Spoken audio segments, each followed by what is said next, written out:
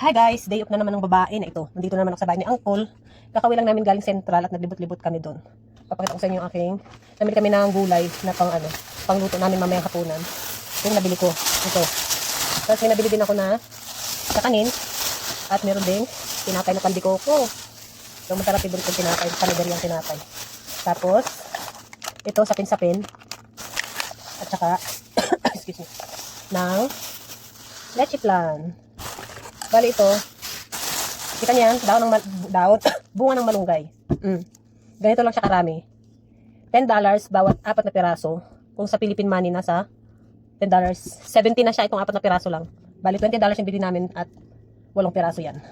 Meron din dahon ng saluyot dito. Ayan, dahon ng saluyot itong balot ay $10 din.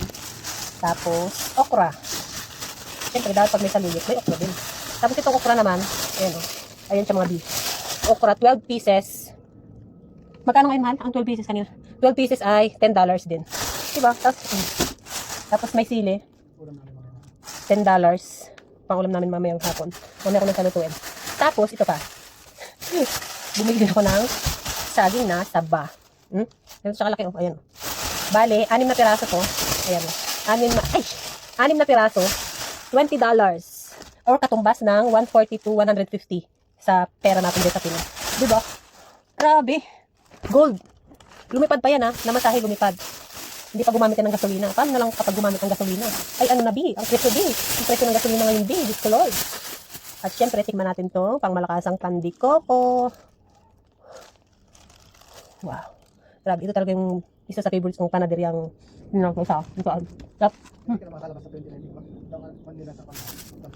So, bali ito na lahat yung mga pinamili ko sa Philippines, dun sa Central. Bali yung Central kasi, dun yung pinaka ng mga Pilipino.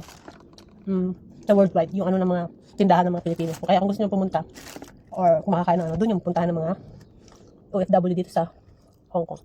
Dito na, leche flan, $28. Ito, isang piraso. Samtab. Tapos ito, $17. Bali, ilang siya? 4 na piraso lang. Yun na yung nabili ko lahat. Bali lahat yan ay hindi ko alam kung magkano lahat yung na total. So yun lang. Pinakita ko lang kung gaano yung expenses kapag gusto mong makakain ng mga pang Filipino food. Kain tayo. Kain muna ako ng pandikoko. Ayan. Bye!